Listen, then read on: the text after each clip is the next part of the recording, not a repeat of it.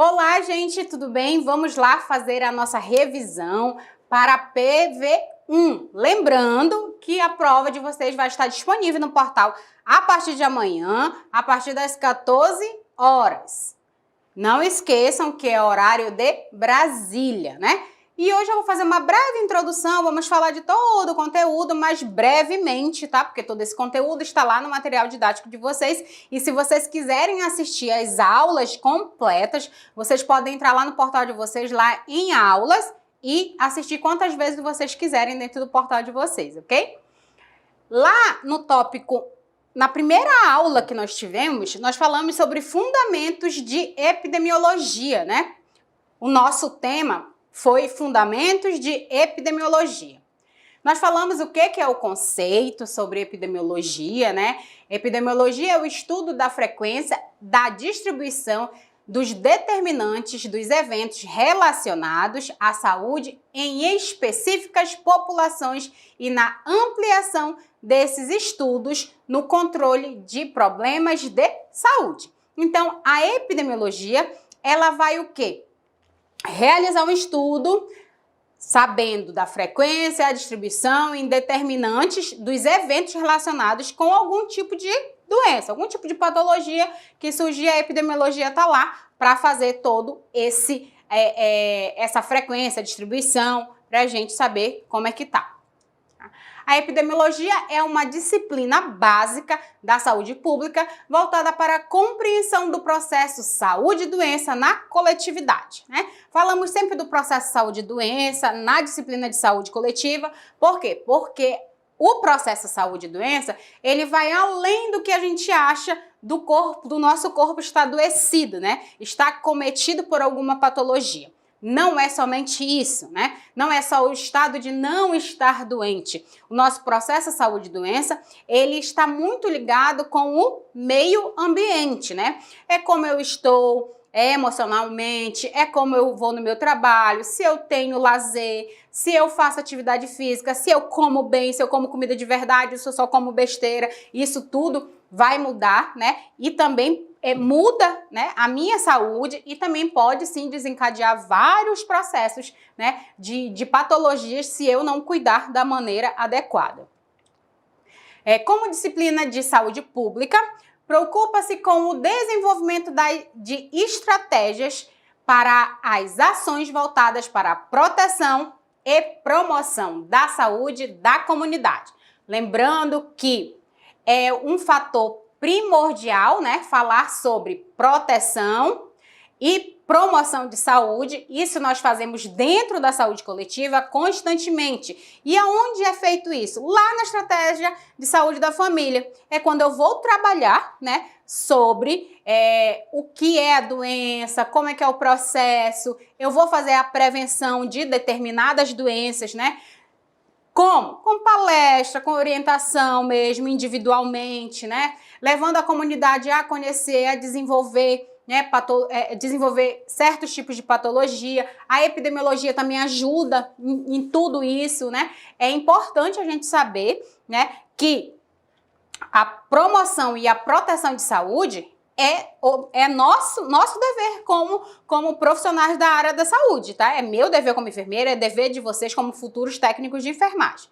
Lembrando que tudo aquilo que você aprende dentro, tá, do seu curso, você tem que passar adiante, né? Isso aí é necessário para o crescimento, porque quanto mais você fala, quanto mais você divulga aquilo que você aprende, mais você ganha, né? Quanto mais você repete, mais você aprende. Os objetivos da epidemiologia são identificar os agentes causadores ou fatores relacionados a causas de agravos de saúde, entender a causa dos agravos de saúde e definir os modos de transmissão. Então, eu tenho que saber quem é o vetor, né? Da onde está vindo.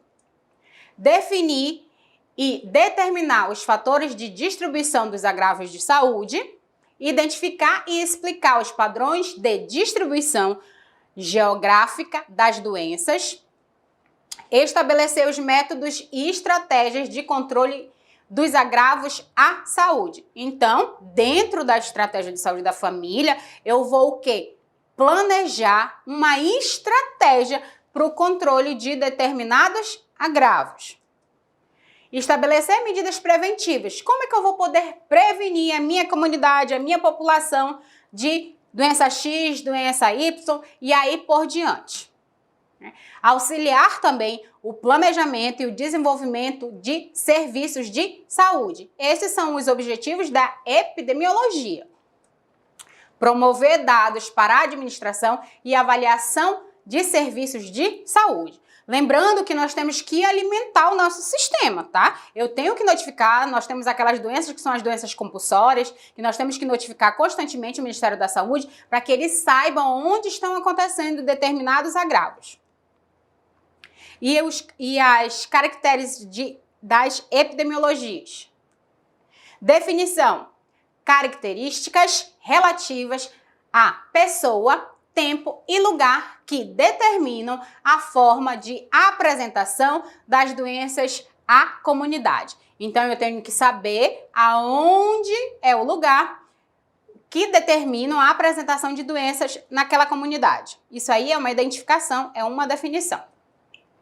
A distribuição geográfica, a ocorrência das doenças segundo áreas ou regiões. Né? Existem áreas que a gente já sabe que em determinado mês do ano tem muita incidência de dengue, tem muita incidência de malária. Então, isso aí a gente já tem mais ou menos um parâmetro. Tá? A distribuição universal, como é que eu vou fazer? Né? Fica aí dentro gripe, hepatite e HIV. A distribuição rural são as diarreias por conta da falta de saneamento, né? A distribuição urbana, o sarampo ou Covid-19, por conta da aglomeração. Distribuição cronológica, ocorrência de doenças segundo várias regulares. Endemias, epidemias,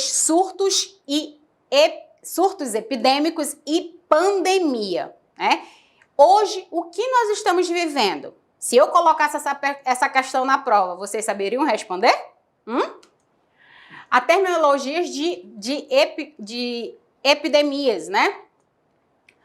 Primeiro, eu tenho que saber quem é o agente, né? A entidade biológica, física ou química capaz de causar uma doença. Então, eu tenho que saber quem é o agente causador do agravo de saúde. Depois eu tenho que saber quem é o agente infeccioso, né? Eu preciso saber quem é o agente infeccioso, biológico, capaz de produzir a infecção ou doença infecciosa, né? A busca ativa, eu tenho que buscar os casos suspeitos, que se dá de forma permanente ou não, visitas periódicas dos serviços em áreas silenciosas e na ocorrência de casos em municípios vizinhos. Então, agora, trazendo para a nossa realidade, hoje, qualquer sinais e sintomas relacionados ao coronavírus, nós estamos o quê? Notificando, né? Nós estamos analisando caso a caso. E vimos várias outras terminações, né, em relação à epidemiologia, né? Falamos sobre o que importa, né? Isso tudo também vocês podem ver, né? Lá no material didático de vocês. E aí nós falamos sobre a imunidade ativa, falamos também sobre a imunidade passiva, né? A imunidade passiva adquirida naturalmente da mãe ou artificialmente pela inoculação de anticorpos protetores específicos, ou através de soro ou imunoglobulinas. Né? A incidência, o número de casos, né? Quantos casos, se aumentou, se não, isso tudo também nós vimos lá direitinho no material didático de vocês, em relação a todas essas terminologias. Falamos também sobre a atenção básica e lá na atenção básica nós temos que conhecer o processo de saúde e doença, como eu falei lá no nosso início da nossa revisão, né? Uma estreita relação entre sociedade, cultura e saúde, né? Coloquei uma imagem aqui para vocês, lembrando que a nossa saúde, ela tem que estar equilibrada, tá? Não significa só o meu corpo sã, a minha mente também tem que estar boa para que todo o resto siga perfeitamente.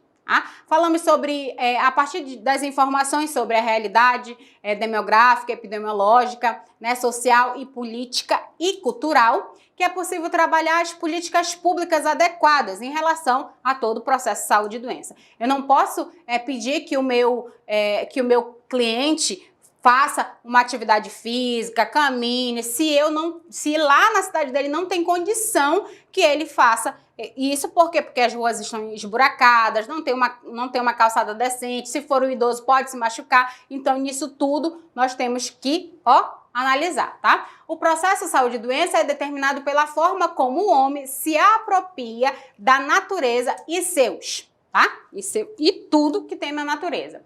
A saúde é um traço cultural. Pensamos em saúde na perspectiva da sobrevivência, dos anos de vida, ganhos de defender a saúde. Então, o que nós pensamos, só que nós temos que viver mais. Mas, infelizmente, muitas das vezes, nós esquecemos da nossa qualidade de vida. Nós só estamos pensando na sobrevivência, né? Aí, lá no tópico 2.1, falamos sobre atenção básica, né? Em saúde, o atendimento básico, né? A necessidade de mudanças no modelo de atenção básica tem sido reiteradamente discutida no Brasil, antes exclusivo da criação do SUS.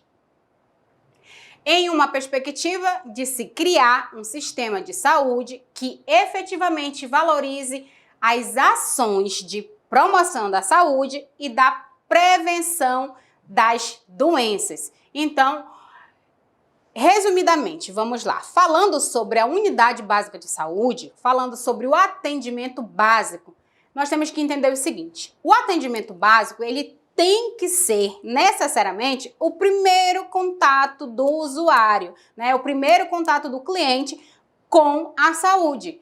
Nós precisamos, sim, mudar essa visão das pessoas de ir lá para os hospitais de alta complexidade para resolver uma consulta que poderia ter sido feita lá na unidade básica de saúde. Não vai ser o atendimento menos do que lá dentro do hospital de alta complexidade. E, se preciso, sim, ele é encaminhado para esse hospital de alta complexidade, já com encaminhamento, tudo direitinho, para fazer o tratamento. É muito mais fácil primeiro recorrer à unidade básica de saúde para ter o atendimento e depois procurar, sim, já com encaminhamento na mão, dado pelo clínico geral, né, passado direito, já tendo uma ideia do que está acontecendo com o corpo, né, qual a possível patologia que pode estar cometendo, né, esse paciente, e aí fica muito mais fácil para que se resolva, né? Aí também falamos lá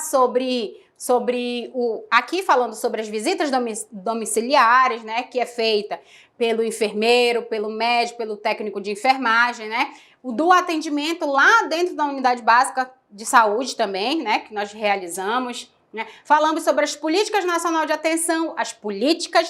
atenção, básica, né? Essas políticas, elas vieram para melhoria, né?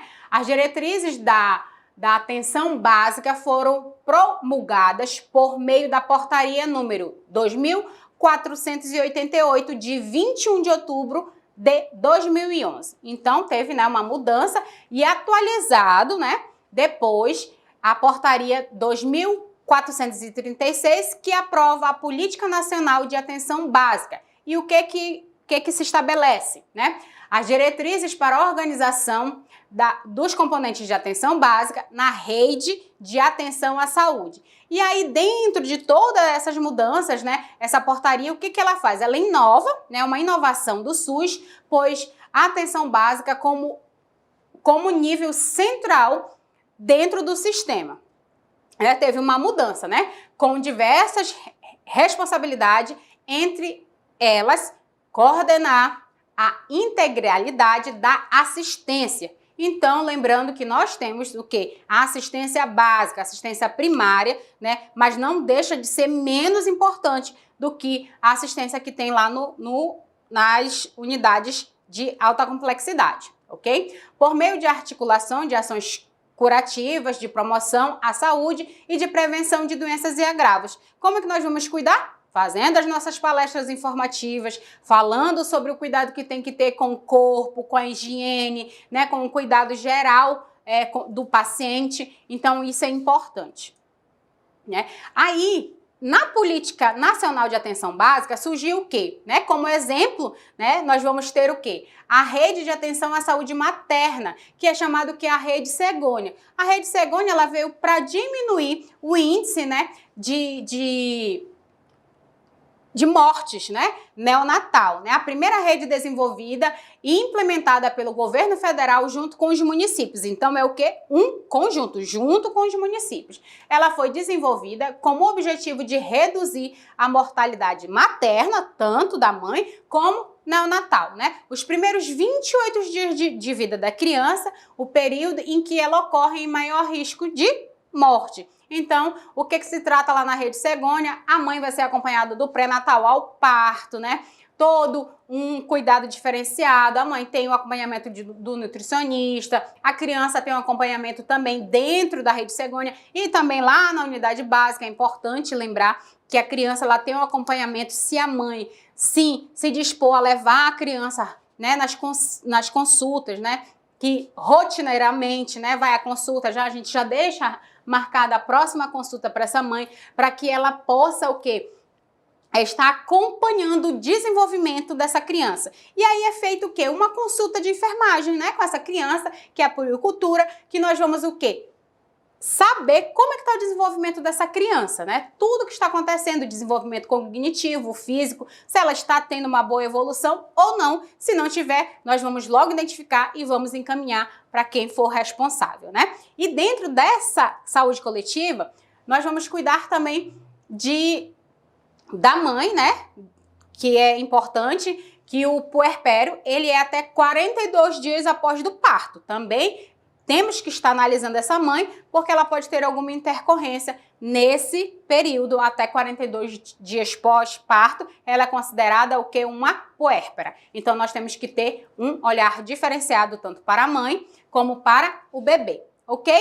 Então, eu espero que vocês tenham gostado da nossa revisão. A nossa prova está disponível lá no portal amanhã, a partir das 14 horas, tá? Eu espero que todos tirem 10. Muito obrigada, beijo, tchau!